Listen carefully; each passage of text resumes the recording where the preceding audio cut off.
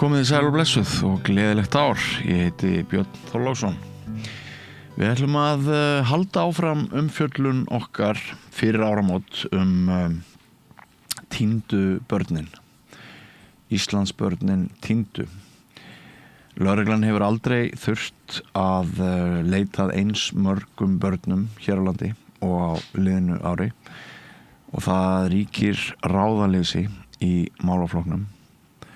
En það til fólk sem neitar að gefast upp, blessunulega. Guðmundur Fylkisson, hann ekki bara maður ársins vegna lögreglustarfa og linnulausar leitar hans að týndu börnum. Hann líka manneskja af holdi og blóði og mig langar að hefja þetta ár á því að reyna að kynnast manninum á bakvið lögguna á sama tíma og við ræðum úrræði og úrræðaleysi gagnvart börnum sem stríða við vanda, svo sem fíkn og andlegar áskoranir. Og hér var geðlæknir, ekki alls fyrir löngu, ég viðtali við mig, sem sagði að fíknvandi væri geðvandi og sá alvarlegasti og útbreiddasti hér á landi. Hann dró bara línu þar á milli. En vertu velkominn, Guðmundur. Takk fyrir og gleðilt árið. Gleðilt ár og til hamingju með þínar útnefningar sem maður ársins. Takk fyrir. Þú heyrið mig segja að mér langar svona í upphafi allavega til þess að kynnast þér sem mannesku á bakvið starf þitt. Eitthvað sem þú getur svona sett fingur á í æskuðinni, bernsku, sem að gæti hafa nýst þér í þeirri ástríðu sem að þú virðist sýna þessum hluta starfsins? Ég veit það eiginlega ekki. Ég nú bara fæddur á Ísafirði 1985. Já. Afi minn og amma, afi var húsasmiður og amma húsmóðir og móður, amma og afi voru bændur norður á Ströndum í Árnesseppi og Ófusfirði. Já. Þar fór maður sem barn alltaf á sumrin til þeirra. Það var þetta þau brugðu búi 65. Þannig að það var bara sumar og þar var manni kannski alin uppi það að umgangast náttúruna og móður jörð af heilindum. Þar var rekaviður og æðarfugl og selur og lifað á landsins gagn og nauðsynjum. Hvort að það hefur síðan haft áhrif. Ég reyndar síðan, foreldrar mínir skilja þegar ég mjög ungur og yngri bróðir minn fór með móður minni norður í land og ég var eftir á Ísafirði hjá pappa. Var það ekki sárt? Jú, það náttúrulega hefur áhrif og mótar mann örugglega. Já. En þar líka ég alin upp þá svona undir vendavæng svolítið, ömmu og afa, amma heimavinnandi. Já. Það sem að var hádegismatur og middagskaffi og kvöldkaffi og reglur og kannski ekki sagt ég hafi alveg verið fyrirmyndabarn og amma hefur nú stundum þurft að svona tukta drenginn til á þessum tímum og þá var maður ekki með internetið eða samfélagsmiðla, þá þurfti maður bara að leika sér að umhverfinu. Já. Þannig að Má ég aðeins spyrja þig núna að því þú nefnir að það var nú ekkert internet þegar við vorum krakkar. Hvort var það betra að vera?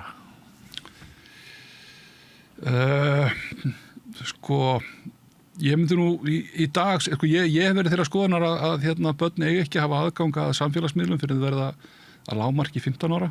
Ég ætla að sé of margt þar sem þau geta vel verið án. Á þessum tíma þá þurfti maður bara að læra af vinum og félögum og umhverfinu. Og maður kannski ekki alltaf sá stiltasti. Það var einhverjir óknýttir en það var allavega mest megni svona á saklausan hátt. Já. Og þó að hafi verið á þessum tíma þá var nú stríð á milli hverfa. Það efri bæjarbúkarnir og neðri bæjarbúkarnir á Ísafirði. Já.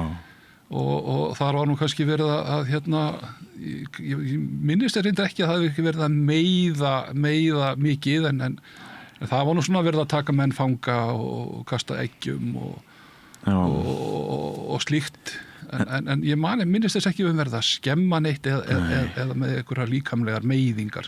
Og þurfti lögreglan ekki að hafa hendur í þínu hári vegna þinna óknytta? Ekki þá, en móður mín hefur sagt mér að Halldór gamli Júlmundar heitinn sem var yfirlögþjónn á Ísafirði hafi í nokkur skipti komið með mig með þríhjólið aftur í landarúrnum og mig í sætinu þar sem ég hafi verið komin einhvers staðar upp í bæ þá hafi ég verið stungin af við áttum heima Sundstrætinu eða Fjarðarstrætinu og það hafi gerst oftar en einu sinni þannig að á þríhjólinu sko þannig að það getur vel verið að það hafi áhrif á það hvernig maður er í dag að maður hafi lært af Halldóri heitnum að fara og finna þessi sem það er að stinga af sko. Þetta nákvæðin mannlýsing kannski svona þrautseigjan og þrekið og viljun til þess að komast áfram á þríhjólinu það hefur snemma begst krókurinn hjá þér því að það er jú þrautseigjan sem að kannski hefur vakið landsathygli hjá þér í leitinni að týndu börnum. Jú, ég held að það í raun og veru bara lífsferillin hefur verið þannig að maður hefur bara lært það að það er þrautseigjan sem skiptir máli, það er á ekki að gefast upp sko. Nei, einmitt. Hvað leiddi svo til þess að þú ákvast að verða lögga? 17 ára gamall þá ég fer sem sagt þegar ég fór í framhaldsskóla þá af einhverjum ástæðum þá fór ég frá Ísafirði þó það væri menntaskóli og ég fór á Sauðárkrók og var þar í heimavist og það er svolítið gaman að því þannig að séð að þar er maður 15 ára þegar ég byrjaði þar þá hringdi maður heim einu sinni í mánuði í tíkallasímanum til þess að biðja að þeir símsendu peningu til þess að borga mötuneytisgjöldin. Núna er ég að leita sko 17 ára barni að því það skila sér ekki heim í gærkvöldi sko. Þannig hefur það breyst. Mér vantaði sumarvinnu þegar ég var komið bílpróf og pabbi heitinn og gummi heitinn Helga. Pabbi var Guðmundur Helgason var slökkvilistjóri og pabbi var af áhuga slökkviliðsmönnunum og þeir eru eitthvað að spjalla saman og voru báðir í vandræðum með að finna vinnu pabbi fyrir mig og Gummi fyrir tengdason sinn og í svona litlu samfélagi þá kannski þótti það ekki gott að ráða of næri sér þannig að þeir skiptu Gummi réð mig og pabbi réð tengdasonin hans sko. Þannig að ég var byrjaður að vinna á sjúkrabíl og í slökkviliði með þun heitt ökuskírteini og bráðabirgðaréttindi slökkvistöðin í sama húsi og lögreglan sá þá að kalla okkur út ef ég maður rétt fyrir eitthvað hvort það var hótelið þannig að maður kynntist strákonum sem þar voru ég hafði sem betur fyrir ekki kynnst þeim sem unglingur sko. Og svo þegar bara ég var þarna sumurungur í slökkviliðinu áfram og svo þegar ég hafði aldur til var orðinn 20 þá lá beinast bara við að fara í lögguna og þá voru menn að fara í lögguskólan eins og Oddur Árnason sem síðar var yfirlögguþjónn á Selfossi að þá vantaði semst afleysingu yfir veturinn og meðan að menn fóru í skólan til Reykjavíkur þannig að ég var 85 til 87 í löggun á Ísafirði og að því að hafði orðið mikinn bakgrunn og var búin að mennta mig upp í sjúkraflutningum og slökkvilið þá fór ég síðan í Hafnarfjörð þegar að var þar mannskeiðbruni börnin hans Guðmundar Árna Stefánssonar. Varstu þar? Nei, þá er sem sagt í framhaldi af því er fjölgað í slökkviliðinu í Hafnarfirði úr 3 á vakt í 5 og ég var eini aðkomumaðurinn sem var ráðinn í þeim hópi og það hefur örugglega verið erfitt. Guðmundur Árni var þá bæjarstjóri að þurfa að ráða framsóknarmanninn því þetta er náttúrulega Hafnarfjörður er frekar pólitískur sko en hann reykir sér af því reglulega að hafa nú dreigið mig í Hafnarfjörðin sko. Á þessum tíma er starf slökkviliðsmanns ekki hátt launað og langflestir sem þar voru iðnmenntaðir og voru í öðrum störfum. Þannig að ég gafst upp þarna launalega séð og fór aftur vestur 89 og hef bara verið í löggunni síðan. Ég var í löggunni til 98 á Ísafirði, Reykjavík 98 til 2000 og 2000 hjá ríkislögreglustjóra. Fer út til Bosníu reyndar 2007 til 2008 í friðargæslu og svo frá 2014 í nóvember er ég búin að vera í því að leita að týndubönnum. Já. En þú ert ungur þegar þú ert kannski bara 17 ára gamall þegar þú ferð að starfa við það að vænti ég að vera kallaður að bílslysum og öðrum hörmungum og hryllingi. Tók það ekkert á þig? Ertu maður sem þrífst kannski best í svona ákveðnu kaosi eða? Það er náttúrulega sko þegar maður er alinn upp í sveita umhverfi þá má kannski segja að þá umgengsmaður blóð og slíkt með öðrum hætti heldur en aðrir sem aldrei hafa séð slíkt sko. Ég tek undir það sem sveitastrákur og bóndasónur sjálfur. Já, þannig að maður lærði að flá sel og annað slíkt þegar maður var bara barn sko.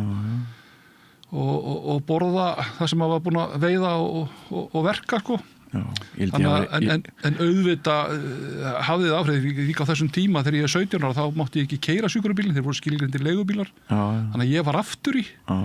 Þannig að þar var maður í endurlífgun eða taka móti barni eða hvað eina sem var sko. Þannig að maður aldist mjög fljótt upp í en spennan og svona áskoranir eru raun og veru eitthvað sem í gegnum lífið hefur ég þrífst vel í því og til dæmis þegar maður er að vinna á fjarskiptamiðstöðinni þá eru kannski 4 á vakt með allt Ísland undir. Það er að segja við erum svona samskipti við alla lögreglumenn út á landi og þó að sé kannski einkild að segja þá naut maður sín best en það voru mörg verkefnin jafnvel krefjandi í einu að láta þetta allt saman ganga upp.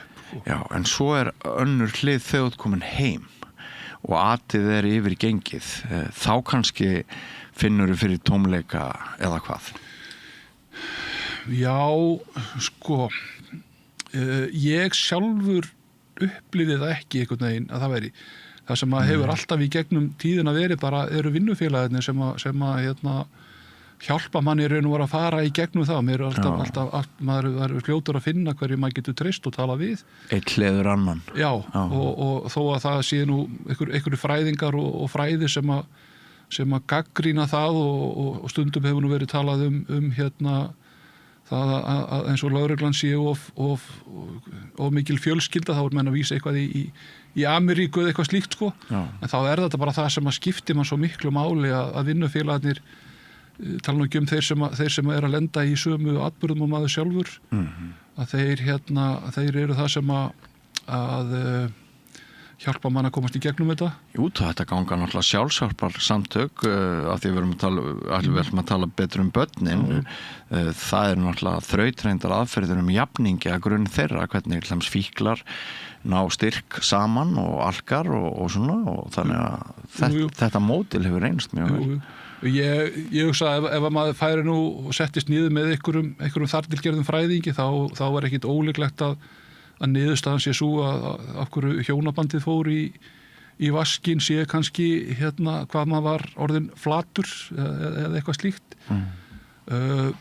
Á Ísafirði gengum við náttúrulega í gegnum miklar hörmungar 94 og 95. Við erum með 5 stór snjóflóð, þar af 3 þeirra mannskæð. Það lendir á stórum hluta til á litlum hópi því að á þessum tíma er lögreglumennirnir búsittir eins og út í Bolungarvík eða í Súgandafirði eða Önundarfirði eða Dýrafirðinum frá Eyrinni og þegar ófærð og vondviður eru þá er þetta allt ófært. Þannig að við vorum þarna fáir sem að fengum svolítið mikið yfir okkur á stuttum tíma. Grímur Grímsson sem er núna á Alþingi og var í löggunni Oddur Árna sem var yfirlöggunni á Suðurlandi.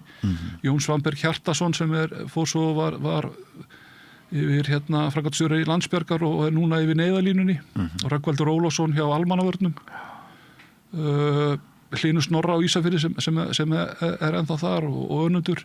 Þetta var svona hópur sem að fékk þetta mjög mikið í fangi þessi verkefni og á þessum tíma er nú áfallahjálpin að tikka inn koma. Það var nú gert hálfgert grín að henni fyrst þegar þetta byrjaði.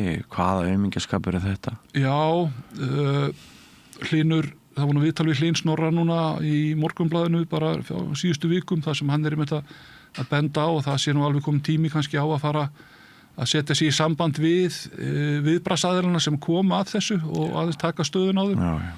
Af því að ekki það, Ágúst Oddsson sem var þá læknir á Ísafirði, í Bolungarvík segi ég, hann fór erlendi, ég ætla ekki verið eftir snjóflóðin í Tungudal og Seljalandsdal apríl 94. Hann og Rúdolf Axels og geðlæknir og fleiri sem fóru og kynntu sér þetta. Þannig að þegar við fáum Súðavík í fangi þá er hann aðeins komin með svona fræðslu í þessu En þá náttúrulega beindist áfallahjálpin mjög mikið að sjálfsögðu að þolendum hérna í Súðavík og við urðum svolítið út undan. Ég brotna hressilega þá á trúlega 4. degi eitthvað svoleiðis eftir flóðið og svona trúlega tæmdi svolítið bæði tárakirtlana og tilfinningabankan. 7. janúar, það sem sagt flóðið 16. Þá flytur til mín vestur á Ísafjörð sem var síðan kona mín og móðir barnanna minna, Elín, og flóðið verður 16. 10 dögum seinna. Þannig að það ekkit ólíklegt að það hafi pínlítið haft áhrif, eða ekki pínlítið, það hefur bara mikil haft áhrif á í raun og veru kannski tilfinningar manns eftir það og ekki það að ég þegar ég byrjaði í þessu verkefni sem ég í dag 2014, búin að vera í vaktavinnu frá því 1982 83 já, til 2014 og þá fer að bera á svefntruflunum og öðru slíku. Þarna ég komin í dagvinnu við eldast við krakkana, það sé að skilgreindu dagvinnumaður og í dagvinnu og það var svona farið að bera á einhverju sem ég var ekki sáttu við, þannig að þá fór ég til sálfræðings og fór yfir svona lífsferilin og það var nú búið að ganga á ýmsu raun og veru í gegnum lífma sem kannski byrjar á skilnaði foreldrarna á sínum tíma og síðan öllu því og eftir einhverja 7 tíma minnum við hjá sálfræðingum þá horfði hann á mig og það var svona, manni var létt en maður hlófaði þá sagði, Guðmundur minn, þú ert bara að eldast. Allt sem átt að ganga í gegnum erinn voru bara eðlilegi hlutir og hann svo sem hafði ekki miklar áhyggjur af mér í framhaldi, sko. Þannig að það var líka plúsin við það og það er það sem er að vera að reyna að segja við ungu lögreglumennina þegar færi á og það við eigum að nýta okkur sálfræðingana eða þessa þjónustu líka til þess að fá að vita það bara við séum á réttum stað, sko. Já. Máttur samræðunar, hann er mikill. Já, hann er það. Já. Sko, Guðmundur, hvaða börn eru það sem týnast á Íslandi í dag? Koma þau frá alls konar heimilum, öllum stéttum, er ólíkur bakgrunnur á meðal þeirra eða eru einhverjir sameiginlegir þræðir? Þau koma frá öllum hópum samfélagsins. Þetta er náttúrulega komið núna rúmlega 11 ár, þannig að þetta hefur svo sem breyst. Samfélagi, ég veit ekki hver eru hlutföllin í blönduðum fjölskyldum, þar að segja fráskild og nýr maki og slíkt. Þau kannski stærsti hópurinn kemur frá slíkum heimilum. Þau koma frá alls konar heimilum, þau koma alveg frá heimilum þar sem að foreldrarnir hafa verið saman frá því að bara fermingu. En síður frá kjarnafjölskyldunni? Já, en það er kannski, þau eru kannski erfiðari sem að koma frá kjarnafjölskyldunni. Það er þá eitthvað sem að trufla þar. Núna síðari árin að koma alveg innflytjendur. Og þá líka úr hælisleitendahópnum. Það áberandi með innflytjendum, við erum kannski að tala þá Suður-Evrópuna eða Austur-Evrópuna. Það eru börn þar sem að foreldrarnir eru aldir upp í annars konar menningarsamfélagi og trú. Hvernig þá? Hvernig eru þessi?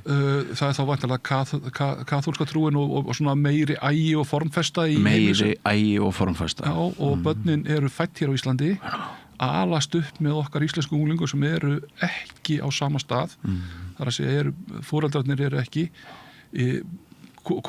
með þennan sama grunn og það verður, þetta er náttúrulega bara eins og með barnaverndarkerfið hefur bent á að þessi foreldrar eins og frá Austur-Evrópuna eru kannski búin að nota líkamlegt ofbeldi til uppeldis. Það er að segja raskilla börn sem bara bannað. Bara eins og Íslendingar í gamla daga. Eins og það gerði í gamla daga.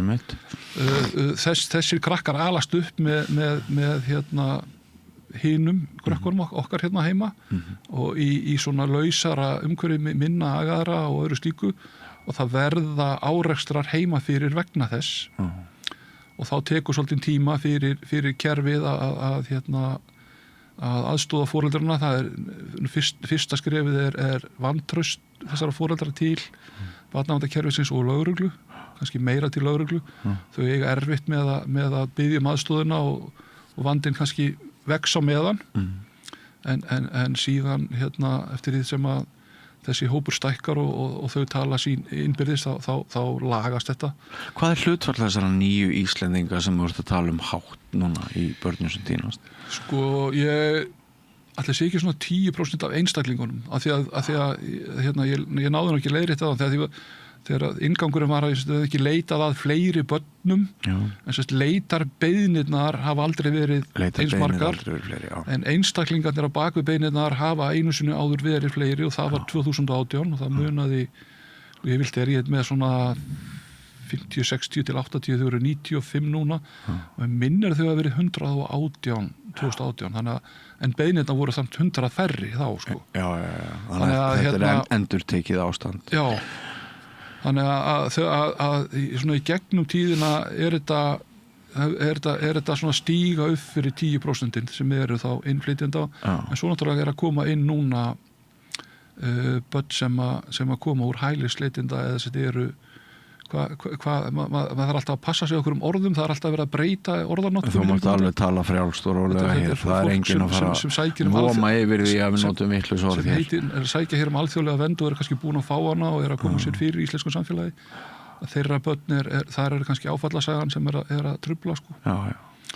Þannig að þetta er allt annar hópur sem á erfitt með að biðja aðstoð, eru foreldrar sem voru kannski á þessum stað sjálf þegar þau voru ung, eru úr neyslusamfélaginu, búin að vera edrú og búin að halda sinni ró kannski í 15-20 ár, eitthvað slíkt, sko. Þau eiga líka stundum erfitt með að koma og biðjum. Vantraust þeirra til barnaverndarkerfisins getur verið vegna þess að þau hafa slæma sögu að segja sjálf. Og síðan finnst þeim þau kannski ekki eiga það skilið eða skömmin, það er eitthvað sem er að trufla og svo biðja þeim aðstofn og þá rennur allt smult, sko. Ef við tökum bara börnin sem eru fædd hér á landi, hvað kemur vímuefnavandi við sögu í mörgum tilvikum? Hlutfallslega, sirka, ég er ekki að biðja neina nákvæma tölur. Sko, þetta er spurning hvað skilgreinu við sem vímanda, þar að segja er það að barn sé komið í daglega neyslu eða það sé byrjað að fikta eða notað helgi. Lang flest þeirra eru að byrja eða komin inn í neysluna. Þau eru færri sem eru að glíma því sem eiga bara við hegðunarvanda eða eitthvað skerðingar eða slíkt að etja.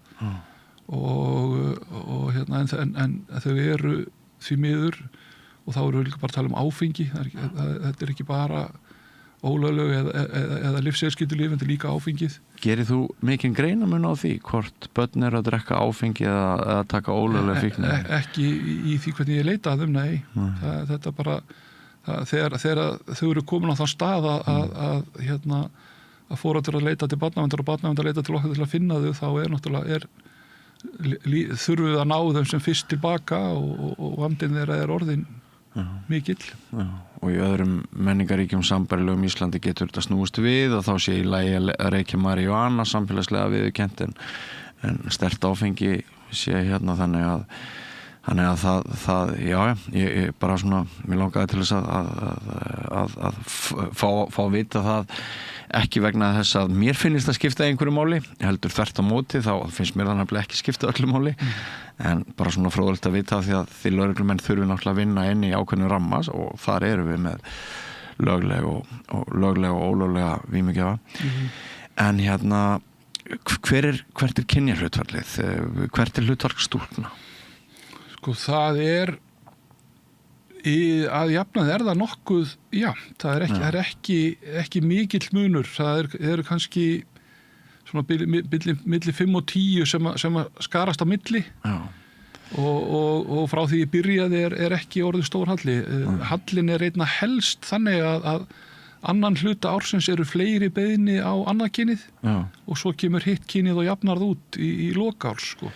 og það ekki endilega að það sé alltaf eins. Nei. Það hefur alveg breyst á milli ára. Og þegar börn í hverfa, hve oft eru þau inn á heimilum hjá einhverju fullorðnu fólki sem að misnota börnin kynferðislega? Það bara undantekning í dag. Það er undantekning? Það er undantekning í dag.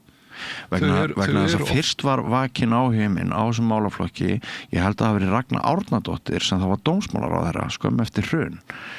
Þá var svolítið sagan sem blaðamenn voru að segja að ef unga stúlkur týndust, þá var það oft talið vegna þess að það væri verið að misnota þær kynferðislega. Þær fengju þá dóp í staðinn fyrir það að fullorðið fólk gengi í skrokk þeirra kynferðislega. Það ekki algengt í dag. Sko það er alveg líklegt að það eigi við þær þegar þær eru orðnar 18 ára. Þegar ég byrjaði þá var þetta vissulega að gerast og hluti af vinnunni snerist svolítið að því að koma þeim fáu sem þá voru í þessu í skilningum það að þetta væri rangt og við værum að vinna í þessu. Mjög fljótlega fór þetta að verða þannig að þessi sem að voru, ef maður nota orðið hættulegastir ungu stelpunum, voru 18 til 25 ára strákar sem höfðu sjálfur verið á sama stað þegar þeir voru ungir. Þroski þeirra staðina vegna neyslu kannski, byrjað sem 12, 13, 14, 15 ára. Þeir voru alltaf að sækjast í 15, 16 ára stelpur, þeir eldust 1 ár en stelpuna voru alltaf 15, 16 ára. Og það tók mig eitt ár eða 2 eitthvað slíkt að kenna þeim hópi líka að þetta væri ekki sem væri líðið. Það gerði ég annars vegar með því að láta þá, þegar þetta var orðið ítrekkað, þá lét ég þá skrifa undir blað, því algengasta svari var ég vissi ekki var þetta gömul. Ég lét þá skrifa undir blað með heimild foreldrunum, það að þeir vissu það að þessi einstaklingur væri þetta gamall. Annars vegar og hitt að öll samskipti viðkomandi við barnið væri í óþökk foreldra. Vakti jafnframt athygli á því að kynlíf við einstaklingur undir 15 ár væri lögbrot. Vakti athygli á því að það væri lögbrot að stuðla að aðstoða eða slíkt aðstoða barn við að fela sig, þar að segja 193. grein almennra hegningarlaga, svona barnsásákvæði, það er 16 ár til ævilangt og ég fengi nokkra dóma í slíku, þar sem einstaklingar hafa verið að ítrekka að aðstoða barnið að stuðla því að það sé í stroki. Manstu eftir einhverju dæmi að bara fólk velmegandi í þessu samfélagi sem á pening og bara í góðri stöðu að það sé að misnota þannig hóp? Nei, ekki manni eftir því. Eftir á móti gerist það nánast kannski reglulega að bara venjulegt fólk er með barn heima hjá sér sem er vinur þess barns, er að gista þar, er kannski búið að vera yfir helgi og barnið hefur náð að telja viðkomandi trú það að það sé þarna með vitund og vilja foreldruna, er það ekki. Já, ég skil. Og það hefur alveg verið upp í eins og sagt velmegandi fjölskyldur og það kemur oft mjög skrítin svipur á fólk þegar ég dingla bjöllin og það opnar hurðina og það þekkir mig og þegar ég útskýri af hverju ég er komin að þá bregður því og hvatningin í raun og veru sú að þegar að foreldrar ef einhverjum að gista þá taki það upp síman og fá að hringja í foreldri barnsins og fá samþykki en ekki hlusta á það að hringja í Dominos og fara með einhverja ræðu sem að sá sem er við símanum á Dominos skilur ekkert í sko. Hæ mamma, ég ætla að fá að vera hjá honum Palla yfir helgina, það ekki í góðu lagi og takk, ég elska að vera með bandi. Já. Og þessi sem er á hinni línu bara hefur ekki hugmynd hvað er í gangi sko. Nei. Þannig að það kannski hvatningin er svo að foreldrar sem er að leyfa svona þau tæki upp síman sjálf og ringi. Gott að hafa það til hliðsjónar. Já, þannig að það er kannski svona breytingin sem að hefur verið í einhverju tilfellum veru foreldrar í vandræði með sín börn og þau eru svolítið að kaupa sér frið og ró með því að leyfa öðrum að gista og er ekki endilega að fara í þessa áskorun að fá að ringja í foreldra hins sko. Ég skil. Þannig að þetta er svona það sem hefur breyst á þessum árum sko. Já. Og það hafa svo sem við erum með mann í fangelsi sem sem að við fengi samtals 9 ár fyrir 2 svona brot gagnvart unglingspilti. Það sem að þetta vissulega og þetta kemur upp í við náum að rekja málið upp í tengslum við strókbassin sko. Þannig að en það eru fullorðnir einstaklingar sem að hafa líka fengið dóm fyrir að plata barn með sér út og í fíkniefnapartí eða eitthvað slíkt sko. Það sem átt að vera kannski traust eða trúnaður á milli sko. En í dag þetta í langflestum tilfellum þau bara með hvort öðru. Vissulega þegar þau fara nálgast kannski 18 ára aldur þá orðið erfiðara svolítið að fylgja þeim eftir en við gerum okkar besta þegar við verðum vör við að það sé komnir inn svona þeim miklu eldri einstaklingar að grípa þar inn í sko. Ertu sammála geðlækninum að fíknsjúkdómurinn sé algengasti geðsjúkdómurinn á Íslandi og sá alvarlegasti eins og hann kallaði það hér fyrir nokkrum vikum? Ég hef stundum sagt sko, ég er ekki bara þess að ég er framsóknarmaður, heldur er ekki með stúdentspróf, þannig að ég er ekki með fræðin og hreinu. En það er allavega ljóst að sko þessi efni, áfengi, ólögleg fíkniefni og lyfseðilsskyld lyf eru skaðræði og hjálpa ekki til í mjög mörgum tilfellum þar sem síðan einhver annar undirliggjandi vandi sko. Og ég hef alveg séð að því að og það kannski sérmaður og hefur svo sem komið upp í umröðuna núna að eins og börn sem eru tekin í fóstur ættleidd þar sem og eru ættleidd jafnvel bara fljótlega upp úr fæðingu vegna vanda foreldrana fara inn á fyrirmyndarheimili það síðan gerist eitthvað þegar þau koma á unglingsárin og þá brýst eitthvað fram sem að má velta fyrir sig hvort það sé þá ekki genetist sem að lagast síðan ekki þegar þau fara út í neysluna til þess að reyna að deyfa það sko. Skilgreiningun á þessu hef ég ekki sem slíka sko. En það má spyrja sig hvort það sé ekki mjög líklegt að áður en það gerist að ungur einstaklingur, barn fara að neyta fíkniefna að áður hafi orðið til vanlíðan og vegna vanlíðunar sé barnið að reyna að komast í aðeins skárri veröld af því að því líði illa. Deyfa sig fyrir því. Já, ekki satt.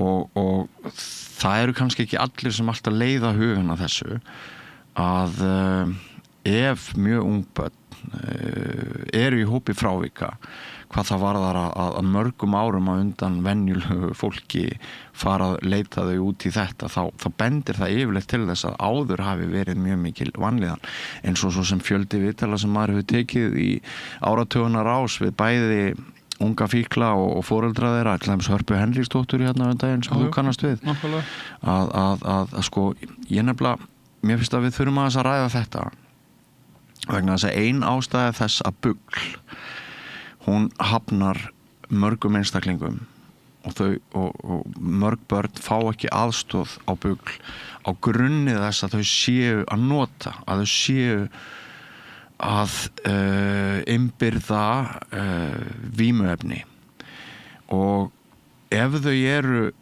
ef geðrænn vandi þeirra leiti til þess að þau eru fíklar hvert eiga þau að snúa sér? Jú. Þessi umræða alltaf að verða háværari núna og ef við tökum þessi 5 ungmenni sem að hafa látist núna á síðasta rúma ári þá eiga þau það öll sameiginlegt að þó að í 2-3 tilfellina þeirra er alist þau upp í venjulegu umhverfi að þá er genin þeirra eru aftur í neyslu foreldra og foreldrarnir þessi sem ala börnin upp báðum megin þar að segja þau sem að voru í neyslu og ná að ala upp sín börn eða þau sem hafa aldrei verið í neyslu og eru að ala upp börn sem aðrir komi í heiminn þau eru með að lenda í þessum vandræðum með heilbrigðiskerfið og gagnrýnin er að vera svolítið háværari og mér heyrist pólitíkin núna að vera svolítið að taka undir þetta að það þarf meiri aðkomu heilbrigðiskerfisins að þessum vanda og það er mjög sérstakt að því að Það þekki til í einu máli núna, það sem piltur rúmlega 50, það sem að þetta genetískt til þó að hlutinni í kringum að sé í lagi í dag, farin að sína áhættuhegðun og búið að tilkynna hann inn í kerfið og búið að sækja þjónustu hjá til þess að aðstoða við þetta, þá svarið nei, viðkomandi ekki komin í neyslu og þá fellur hann ekki inn í það að fá stuðningsþjónustu. Síðan sjáum við eins og þetta búið að vera undanfærið að þegar að síðan krakkinni komin í neyslu þá getum við staðið okkur miklu betur í því að stöðva neysluna. Þannig að þegar að sama kerfið segir nei, barnið fær ekki þjónustu af því það ekki komið í neyslu, það svo að bíða eftir því að fá barnið þegar það komið í neyslu og miða við fjölskyldusöguna þá geti sá vandi orðið bara lóðréttur bara beint upp og orðið mikil.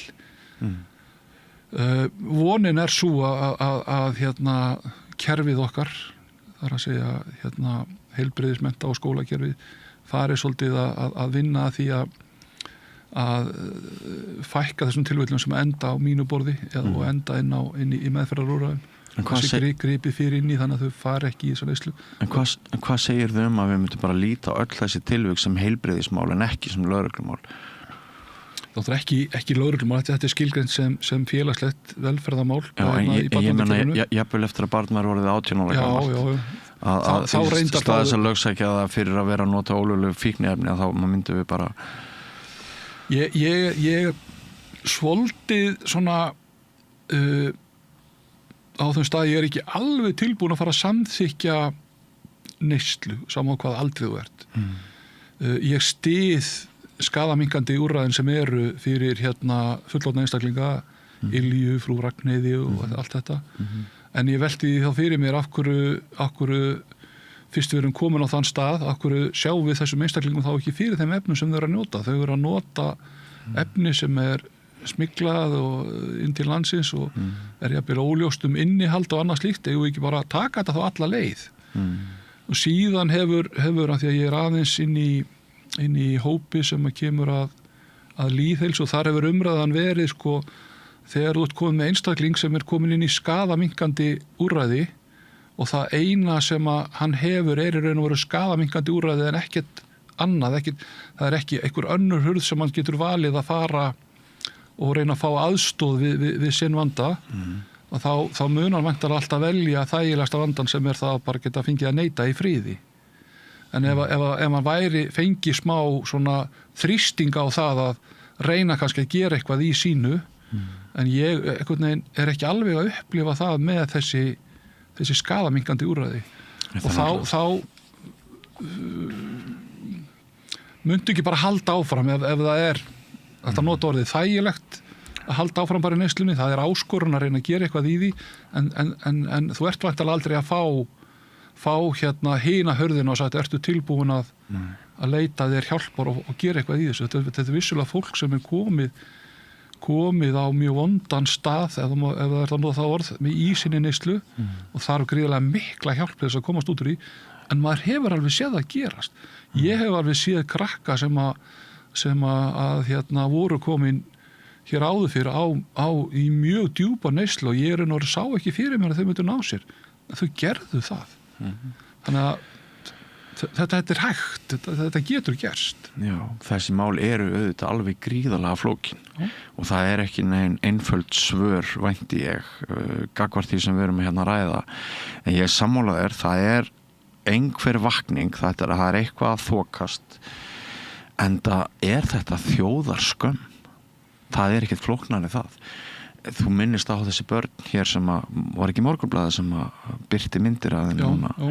Ef þetta vekur ekki sérhvert mannsbarn á Íslandi þá hvað þarf til? Nákvæmlega. Og það einmitt það sem hefur kannski gerst núna síðustu 2 árin það að það eru farin að koma andlit nöfn og sagan þeirra. Þannig að þetta ekki bara tölur og eitthvað svona sem fólk hefur getað forðast. Og jafnvel líklegt að í einhverju tilfellum hafi fólk sem kannski ekki verið of nálægt þessum einstaklingum allt í einu átta sig á því hvað var í gangi. Já, einmitt. Það svo mikið talað fjármagn og þetta sem ég nefndi áðan með BUGL bara fyrir mig, bara venjulegan Íslending, þá bara ég skil þetta ekki. Ég skil ekki stöðuna sem hefur verið uppi ég skil ekki að það hafi verið að koma hingað foreldrar barna sem hafa lent í vímuefnavanda og þeir hafi fengið þau svör nánast daginn eftir sjálfsvígstilraun alvarlega að jú, við getum tekið þetta barn til meðferðar eftir 8 mánuði, eftir 1 ár, eftir 1,5 ár. Og ég skil þetta ekki. Ég skil ekki neitt. Ég næ ekki utan þetta. Að við gerum ekki betur. Hver skoðun þín á því að nú hefur orðið til nýr hópur af ungu fólki, fíklum og ölkum sem sendur út fyrir landsteinana og fær þar bót sína meina með endurgreiðslum í flestum tilvikum. Hver skoðun þín á því að við játum bara vanmátt okkar gagnvart því að Ísland getur ekki sinnt nema sumu og þetta verði bara hluti af heilbrigðiskerfinu að opna leiðir út til landsteinana í meðferðir fyrir börn. Nú það að hjálpa mér, þegar ég týni mér aðeins í þessu eftir. Ef við bökkum og það alltaf hjá borðinu, ég framsóknarmaður og það búið að Ásmundur Einar gerði, held ég, einhverja stærstu breytingar sem hafa verið á kerfinu, hann lét meðal annars að reikna það út að fyrir hverja 1 krónu sem hann myndi setja inn í kerfið var hann að spara 7-8 til framtíðar og það er alltaf verið að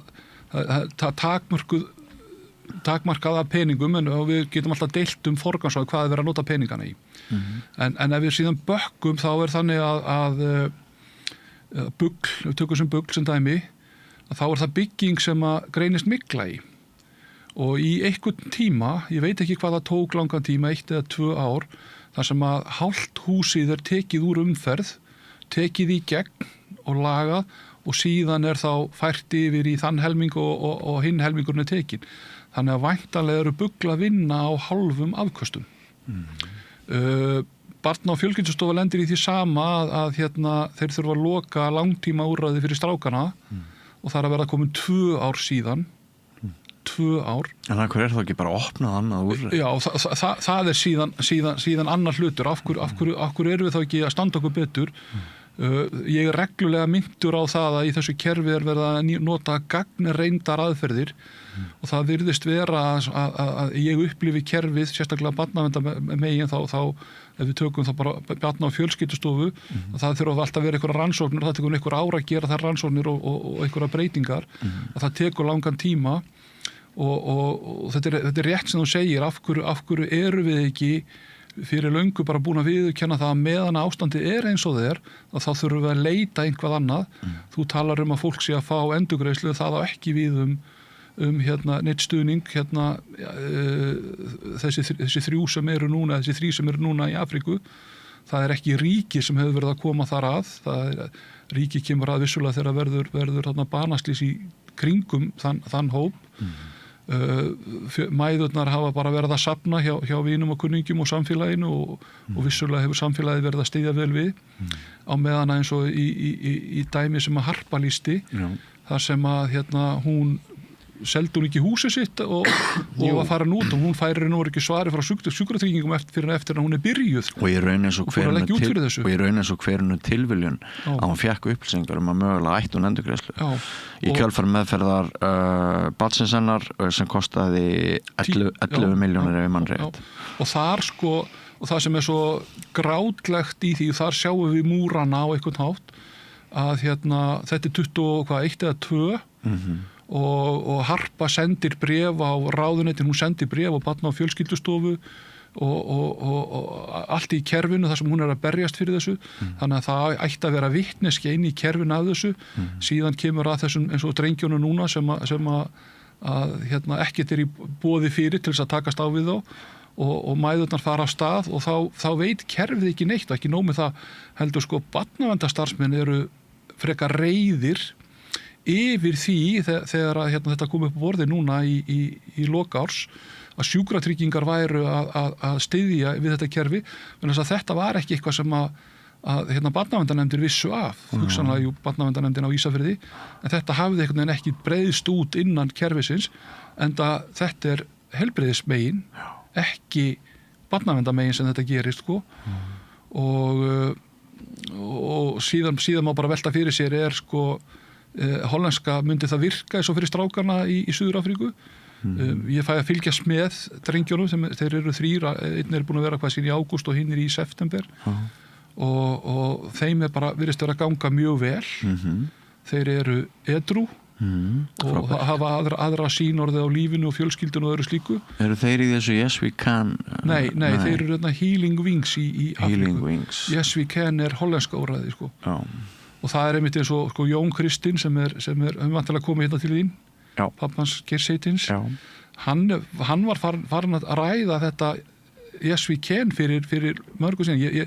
Nokkrum árum síðan, ég man eftir þessari umræðu og það var svo sérstakt ég sat upp í hesthúsi hjá honum núna einhvern mann í lokárs í nóvember líklegast og að drekka kaffi með honum og hann er að tala hann er svolítið þrjóskur, hann er að reyna að ná þessu í gegn en það sagði það eftir að strákurinn stóð og hann myndi reyna að gera allt til þess að reyna það sem hann gæti og hann er ekkert allra að eiga við hann veit það sjálfur þá allt í einu kveikti að því ég er búin að heyra áður við vorum eitthvað að spjalla og allt í einu kveikti á því hver þetta var daginn áður minni mig hafði ég verið á fræðslufundi hjá Náum áttum það sem eru félagságjafar sem eru svona að fara yfir hvað í gangi og þar einmitt var barna- og fjölskyldustofa að kynna munin á æskulífsrannsókninni neyslu barna og síðan raunveruleika tilkynningar barnaverndar og slíkt og þar situr Harpa og ég er að fara og ég að því að hún er nú frá Ísafirði eins og ég að ég heils henni bara og svo labba ég út svo þegar ég sit hjá Jóni þá bara kveiki ég á því Á samstöðinni? Nei, þetta er áður sko Já. þá kveiki ég á því að kona sem hann er búin að vera að tala lengi væri Harpa, hann vissi ekki nafnið á henni sjálfur sko. Þannig að ég sendi strax bara skilaboð og hörpu vinabein á Facebook og fór að spjalla við hann og hún einmitt kom með allar upplýsingar til mín sem ég síðan kom áfram á eins og mæðurnar í Suður-Afríku og barnavend og gott að það var ekki það voru einhverju fleiri sem að fengu og þá svona sprakk þetta aðeins út og þá einmitt Harpa nefnilega sagði mér að strákurinn hennar væri nú ekki alveg tilbúin að opna á umræðu sko. Þannig að ég gladdist mjög yfir því þegar ég sá síðan auglýsinguna að þau ætlu nú bara að mæta hjá þér og taka samtalið sko. Já, gríðarlegt og alveg glæsilegt að heyra frá fyrstu hendi sjónarmið barnsins. Já. Þetta sástu líka hvað foreldrarnir voru tilbúin að ganga langt, þau bara selja húsið sitt sko. Þau ætla að bjarga barninu sínu og við erum að tala hinar 3 mæðurnar það reyndar ekki komnar á þann stað að þurfa að selja húsið sitt en eins og sko, ég sá þá ein þeirra hafði auglýst bílinn sinn þegar hún ætlaði að fara að reyna að komast til þess að hitta drenginn sinn úti sko. Af því að þær vildu allt fyrir þá gera sko. Já. Maður tengir nú þokkalega við það. Já, móður og foreldræðilið er sterkt og maður dáist að hugrekki þessara einstaklinga að líka skora á kerfið. Einn vinur minn orðar á þannig að þér líði sem foreldri aldrei betur en sem nemur líðan þess barns þeim sem líður verst. Já. Við getum alveg tengt við það, er það ekki? Jú. Já. Ég hef sjálfur svo sem verið í þeirri stöðu að vera hrættur að missa barn mitt vegna þess að það var á vondu stað. Já. Og þá eftir að ég byrjaður í þessum verkefnum sem ég það barn þá orðið fullorðið og ég hef ekki fyrirgefið ef að Bubbi að horfa, ég hef ekki fyrirgefið Bubba það og mun væntanlega aldrei gera það en hann hættist að mér Bubba Mortens þegar ég setti inn færslu þar sem ég staddur á slysadeildinni og þar baráttan við að ná barninu mínu tilbaka það hafði komist í einhvern óþverra á tónlistarhátíð í Laugardalnum og ég seti inn færslu sem eitthvað á þann veg að ég vonast til þess að öllum ráðum verið beitt til þess að ná þeim sem að dreifa þessu og þá náttúrulega fór strax bakstungu umræði í gang að þetta væri nú maður sem var að bjarga börnunum en talaði svona vandan sko og Bubbi er einn af þeim sem að hættist að mér og þá komu þeir hvað heita þeir, Frosti og á FM 957 Frosti og Máni og vildu fá mig í viðtal og ég sagðist bara að það myndi ég aldrei gera því að þeir væru í því að grilla fólk og ég myndi aldrei mæta til þeirra viðtal og ég væri tilbúin að hitta það og segja þeim söguna og ég sagði þeim hvað þetta snerist og það endaði á því að ég fór í viðtali hjá þeim þar sem við ræddum þessa hluti þannig að hérna þar sem sagt snerið að ákveðinni persónulegri reynslu af þessum fíkniefna djöfli sko. En ég reyni bara að nálgast þessi börn sem ég að glíma við bara á þeirra grunn og ég dæmi þau ekki fyrir neysluna eða eitthvað slíkt. Ég hef meiri áhuga því að ná þeim sem að eru að sjá þeim fyrir þessum óþverra sem þau eru að taka. Já. Bubbi þyrfti nú að koma hérna bara í spjall til mín og aðeins hérna líka ræða það sko að hann setur í stjórn S.A.A. Bubbi fínn vinur minn, bara svo ég segi það nú. Bubbi gerir frábæra lagatexta og ég græt þegar ég heyri hverju. Hann persónulega vinur minn, hann hefur verið í matarbúðum hjá mér og fleira. En hann setur í stjórn S.A.A. og hann til dæmis síðastliðið sumar þá skrifaði hann status á Facebook sem að gáði til kynna að þessi microdose á sveppum getur bara verið frábær hugmynd. En svo maður búin að heyra af föllum alka sem urðu þannig til. Og þetta þetta viðkvæmt, ekki síst fyrir fólk sem situr í stjórn S.A.A. hvernig að tjá sig þessi mál. Hann bara verið gamalt kall í dag sko, kannski fæ ég Bubba í spjall kemur ljós, en hann ég veit ekki það var örlítið erfitt. Ég var í jarðaför núna í haust þar sem að hann kom í eigin persónu og tók kveðju lagið sem gríðarlega fallegu sálmur. En ég átti mjög erfitt með að horfa á hann á sviðinu syngja þetta og ég veit að hann hefur verið að fara í jarðafæri ungmennana og syngja þetta sko. Því að þetta hjó svolítið í bakið á mér þessi ég man ekki orðalagið á þetta orðið mörg ár síðan sko. þessi status hans eða þar að segja kommentið við það þegar einhver er að deila þessum orðum mínum. Við höfum verið svolítið óvunn í að löggur eins og Grímur á undan þér og svo þú að þið svona þorið að stíga inn í þetta, inn í holdið og blóðið og kvikuna á þessum málaflokki. Þetta var svona stofnanalegra áður og fjarlægra. Þú hefur núna rætt jákvæð áhrif að því að þetta snertir kannski frekar við okkur og þegar við sjáum myndir og heyrum sögurna þeirra og þannig sem Moggin gerði mjög vel núna daginn að þetta er á svo stuttum tíma sem öll þessi mannslíf tapast og bara það væri sálarlaus einstaklingur sem ekki myndi einhvern veginn berja í borðið í eigin hjarta og segja bara þetta gengur ekki. En hefur það verið einhvers konar lína þín, hefur það verið meðvituð ákvörðun á þinni hálfu að svona stíga inn í þetta sem manneskja frekar en hvað maður að segja, embættismaður, lögreglumaður? Ég veit ekki sko. Það er nú búið að tala illa Sigríði Björk, ríkislögreglustjóra undanfarið. Menn skulu ekki gleyma því að það er Sigríður Björk sem setur þetta verkefni á sínum tíma. Og ég er þakklátur Sigríði og ég er þakklátur Höllu Bergþóru sem er núna lögreglustjórinn á höfuðborgarsvæðinu. Sigríður var þá lögreglustjóri fyrir það frelsi sem ég hef haft til þess að sinna starfinu mínu og tjá mig það.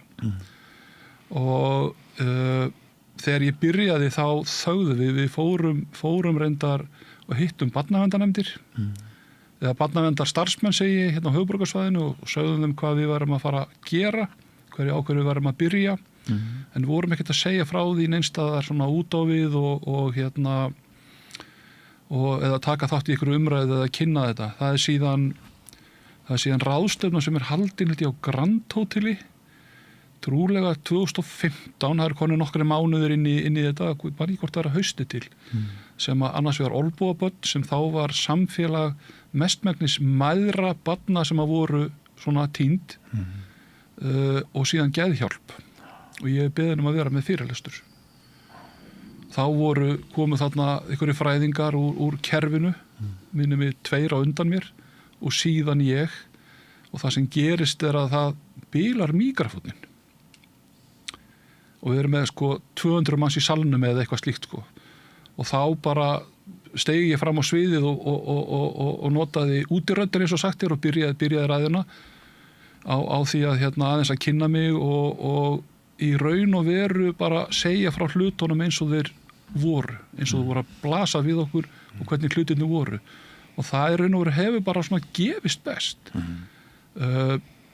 sérstaklega barnaverndarstofa gagnrýnir mig reglulega fyrir umræðuna mína finnst hún óvægin og ekki vera kannski rétt Já, að þú skulur gagnrýna Já. Og það svolítið sérstakt að það eru til úttektir frá því árið 2000 og á ríkisendurskoðun og umboðsmaður barna og einhverju fleiri og það kemur meðal annars fram í einhverjum þessu úttektum ábendingum það að sérstaklega það kerfi sé svo viðkvæmt fyrir gagnrýni og það tekur hann ekki til þess að reyna að finna leiði til úrbóta heldur rís upp gegn hún notar þetta ekki sem rýni til gagns heldur gagnrýni og er ósátt við það í staðin fyrir það að reyna að vinna þá í því sem er verið að benda á og það er grátlegt Björn að við skulum vera á þeim stað í dag og það núna enn ein nefndin að störfum og það verður mjög fróðlegt að sjá þegar við ætla að skila af sér 1. febrúar og það er ráðherranefndin 3 ráðuneyti, forsætisráðuneyti, barnavernda og heilbrigðisráðuneyti eða hvað það það sem verður mjög fróðlegt að sjá niðurstöðuna og hvernig þau ætla að koma sér út í gegnum það annars vegar ætla þau að tala um það að allar hinar úttektirnar, þetta sé samhljóða eða ætla þau að slaufa því, ekki tala um það og koma þá með eitthvað nýtt þannig að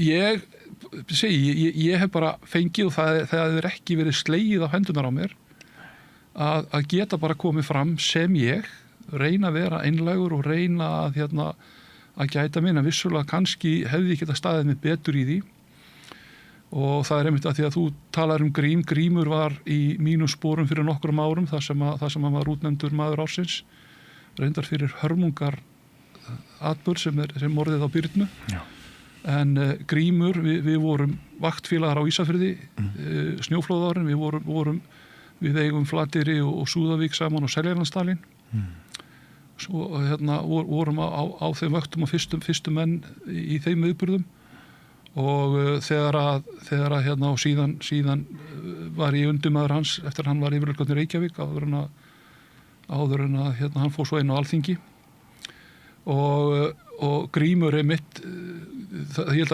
að hluti af því á sínum tíma þegar að samfélagið var svona vildi klappa nú á baki var þessi breyting sem að varða á viðmóti lögreglunar og hann hafi svona meira kannski verið að fá svolítið viðurkenningu fyrir það og ég var verulega hugsi núna þegar þetta var vegna þess að Grímur fékk síðan mikla gagnrýni á sig og hefur sagt það eftir á að það hafi kannski verið rangt af honum að taka við þessu en þannig að ég hugsaði svolítið núna að þú veist á ég að segja nei en samfélagið er allavega að þakka fyrir og þetta náttúrulega líka að hluta til ég veit ekki hvað notið orðið PR að við erum líka svolítið að sína heina hliðina á löggunni sko. Þú hefði viljað fá þetta við aðra aðstæður sagðirðu, þessa viðurkenningu Já, það er að segja sko grunnurinn að þessari viðurkenningu eru þjáningar annarra og það er kannski ekki gott Nei, við þurfum að fara að slíta þessu Guðmundur Þetta er svona stutt Finnst þér þetta stutt? Ég held þessi liðin klukkutími Þetta er fljótt að líða Þetta er fljótt að líða Það er nú þannig þegar fólk hefur eitthvað að segja en það er tvennt sem að mér langar að spyrja þig út í að lokum annað er hvernig hegðarðu leiðinni að týndu börnum? Ertu bara akandi á löggubílnum með einhverja vísbendingar að kíkja inn glugga hjá fólki? Eða? Ég byrjaði því að taka upp síman og senda þeim SMS-skilaboð Hæ, þetta er komið lögga það er komið leitabeiðni þú veist, hvað er planið hjá þér? Stundum svaraði mér stundum faraði bara heim þegar þeir fá svona skilaboð það er kannski búið að ganga á eitthvað heima búið að hóta þeim því að verði hringt á lögguna því þau hafa ekki verið að skila sér og svo er staðið við hótunna og þau bara skila sér og ég sé þau aldrei aftur sko, þess að þetta er ekki meira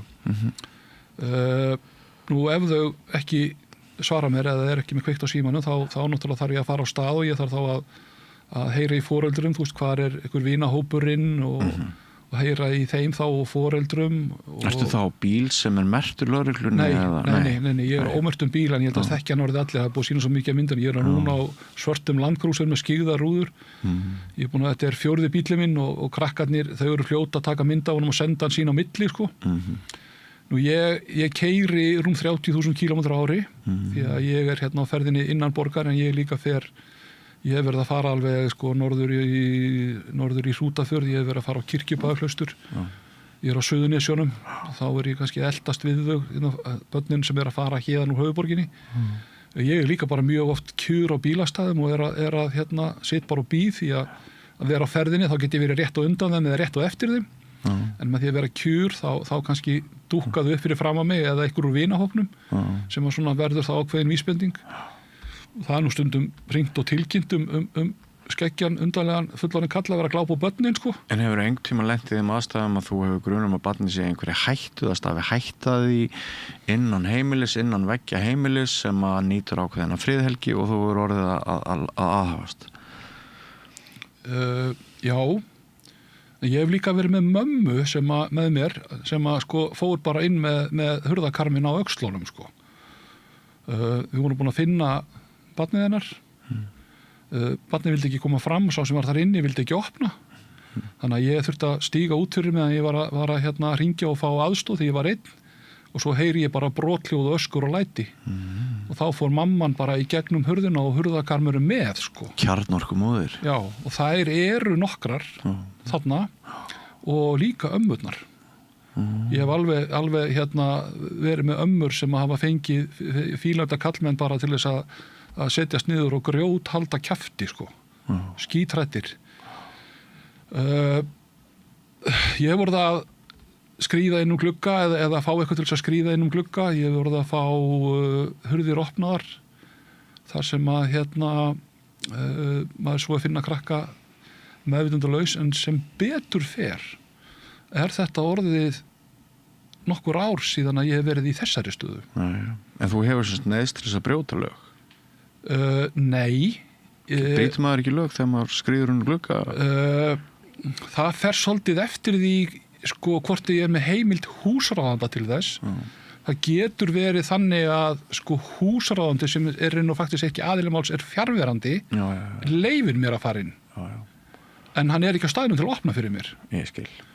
Það geta þess vegna verið foreldrar. En auðvitað myndirðu brjóta lög til þess að bjarga lífi barns sem stætt í hættu? Já, en þá ég að beita neyðarréttinum.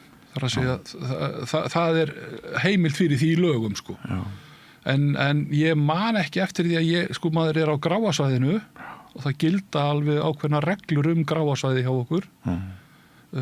Síðan að Björn Halldórsson var yfir fíkniefnadeildinni og hamagangurinn var hérna í kringum 91-2 eitthvað svoleiðis, þá voru setta reglur gráasvæði hjá lögreglunni.